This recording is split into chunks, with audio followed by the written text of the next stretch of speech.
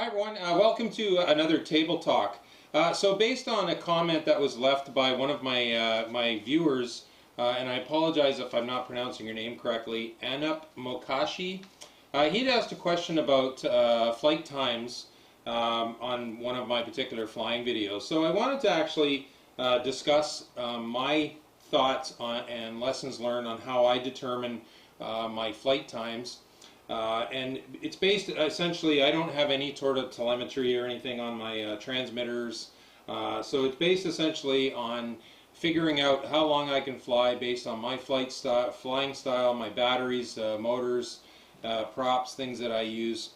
So that essentially when I land, my batteries are at around 3.7, maybe a little bit more than that. I find if I land and my batteries are at between, say, around 3.72, 3.73. By the time, 20 minutes later, they will have recovered up to about 3.8 volts, which is kind of the ideal storage charge. So then I don't have to worry about coming home and putting a whole bunch of batteries in storage. Okay, so there's a couple of things, and I've kind of preached this in several other videos. I think anybody that's going to be in the hobby, especially doing electrics, planes anyway, you want to invest in a watt meter. A watt meter is just such a valuable tool. You can pick one up from Banggood for about $13, and they're just, they can seriously save you a lot of grief and a lot of equipment, because you'll be able to tell exactly what your prop, your motor, your speed controller, your battery, what sort of performance or amp draw you're getting, which is amps are, I guess like with human beings, if you get electrocuted, it's the amps that will kill your gear faster than anything else. So if you're pulling too many amps, that obviously that has an impact on what your flight time is going to be. But you want to make sure that you're running your setup within proper limits. One of the other very, very valuable tools, and if you don't have the money right away, I would strongly suggest getting one of these very inexpensive battery monitors. This one I think is from Banggood again. They're about $3. I would highly recommend you pick up two of them. Keep one of them in your bag, your flight box, whatever that you take to the field, and keep one on your workbench. So then you'll have one readily available. So they're very, very simple. I always remember they don't come with any sort of manual on how to plug them in properly. So I always hold it in my right hand like this, with all the pins facing to the left, or right now facing towards me. And I use my battery, the balance plug on your battery. Always make sure your ground wire is at the bottom, and now, which normally relates to where the two little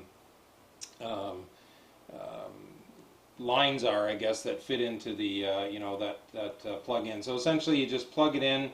Always be careful so you don't bend any of the pins. And then what it does is it'll run through each cell and then give you a total. So as you can see here, 3.81, 3.81, 3.76. So that's pretty darn good. That's pretty much right at storage charge.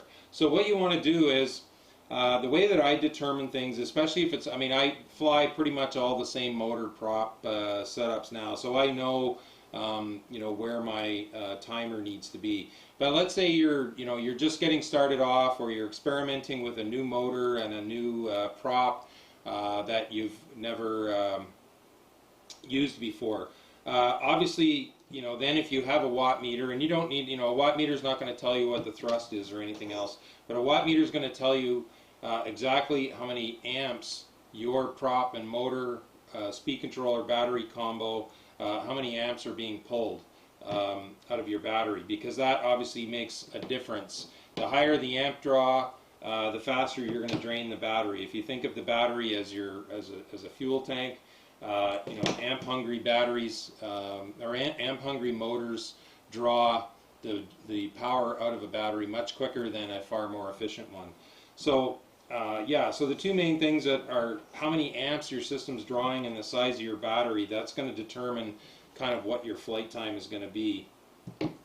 So once you figure that, once you know the amps, let's say, and then you kind of know the size of your battery, what I would say is, maybe pick a number depending on the size of your battery. Like, if it was a 2200 battery, let's say, set your timer on your transmitter for, I don't know, maybe 3 minutes, let's say. Fly around as you would normally fly, with the same aggressiveness or non-aggressiveness, however you like to fly. Land, and then right away, as soon as you pick up your plane, check the volts on your battery right away, or as quick as you can, because within, even 30 seconds or so, the battery will start to recover, and you may go, oh, I've still got 3.8 left in my battery, where you may have actually drawn it down to 3.7, maybe even lower. Hopefully that makes sense to you. So check that right away, and then, like, let's say if you landed and you had, I don't know, 4 or 3.9, then you can say, okay, well, maybe I'll try another 30 seconds, 45 seconds, a minute maybe, and then, once you sort of get the in the ballpark, then what you probably also want to do is, give yourself, obviously if you go to 3.7, you're still going to have some buffer if, you come in for your first approach and, it just goes all sideways on you. You're still going to have plenty of battery. I mean, most speed controllers are not going to go to low voltage cutoff till you're down to about 3.3 volts, but believe me from experience, you don't want to continually run your battery down to 3.3 volts.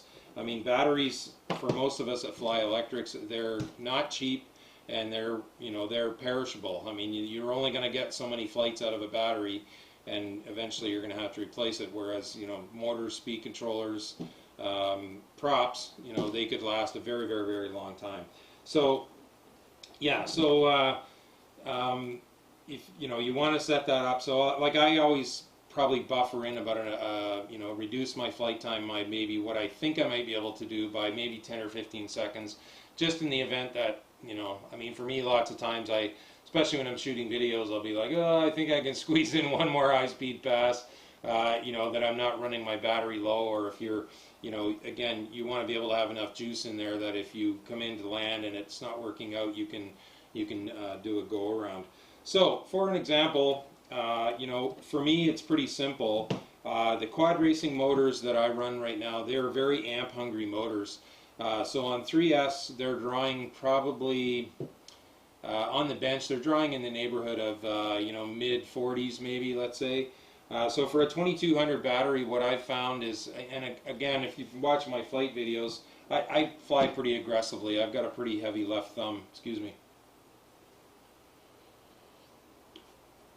So I'm not real gentle on the throttle. I'm not terribly worried about efficiency. I'm worried more about speed and adrenaline and that sort of stuff.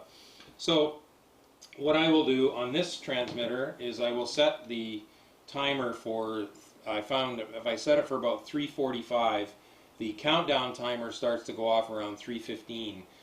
So I know that, when I get to that countdown timer, I've still got some good juice. So if I do want to squeeze in that, one more pass, or I need to do a go-around to make sure that I can land the plane, I've got plenty of juice. Now, that's a 2200 battery. This is a 1550. This is one of the 4S batteries that I fly on. So what I found out with this is, because it's a smaller tank, as well as the fact that the motor draws quite a few more amps, the same motor draws now, mid maybe up to high 50 amps on the bench, and this is a smaller tank. I will set my timer for about 2:45. So these are my numbers, but like I said, once you have some of these very, very valuable tools, you can sort of determine that yourself, because obviously your motor setup, your flying style, if you're more, you like to cruise around, or maybe you want endurance because you're doing FPV or whatever, you can figure that out yourself, so that you consistently can land with about 3.7 or slightly higher than 3.7 volts per cell in your battery. It's going to lengthen the lifespan of your battery, and also it's going to, by the time it recovers back up a little bit, you're going to save yourself the hassle of bringing all your batteries home and putting them in storage charge. If you like to do that, please feel free to do it, because storage charge putting them right in storage charge as close as possible will probably save your batteries a little bit. One thing I do want to mention is you want to make sure, especially if you're pushing the envelope, I guess like I am, is actually check the accuracy of the timer. If you're relying on a countdown timer on your transmitter, check the accuracy of it. So, you know, pick a plane, whatever, set the timer to, I don't know, a minute, 45 seconds, let's say, flip the switch, and at the same time as you flip the switch, you know, start the stopwatch on your watch or on your phone, and see sort of how accurate you are. This one, this Turnigy 9X, this is pretty accurate. It's within, you know, to within a second, half a second, so I don't worry about it too much. This FlySky, you know, in order to get the timer, I had to download firmware and then and set it up. This timer, this transmitter, the timer actually, you know, by the time this counts down 1 minute, it's actually 1 minute and 4 seconds on my stopwatch. So, like, let's say I set it for 3 minutes, the timer for 3 minutes. Well, by the time this timer goes off, this doesn't have any sort of countdown timer. It just, you know, it starts beeping, beeping, beeping, and then, okay, that's my cue to land. So the point I'm making here is that if I set it for 3 minutes, let's say, by the time the timer goes off, it's actually going to be 3 minutes and 12 seconds. Hopefully that makes sense. So what I will do with this one is if I actually want a 3-minute flight, let's say, I will set the timer for 2:48, let's say, and then I know, and I know that, you know, maybe in the grand scheme of things, 12 seconds, 15 seconds, whatever, might not make a difference. But if you're, you know, if you're really pushing your equipment hard, it can make a difference if you're continually, you know, running your battery down a little bit too low. So yeah, so do that. Do a little bit of a countdown timer accuracy check on your transmitter. That'll help you too to make sure that you're, you know, you're getting the right amount of time. And like I said, if you can afford it, you know, pick up this a watt meter. Pick up a couple of these battery checkers. These are for anywhere from 2 to 6S LiPos. You know, they're very, very easy to use. You know, you could carry it in your pocket. Pick up 2 of them so you can have one at the field, one in here. So, you know, for all of that combined, you're looking at $20. You know, maybe a little bit more by the time you put your own connectors on. But believe me, you will save yourself a lot of grief. And these battery monitors, especially, you know, if you're flying, you know, some of your batteries are getting kind of older.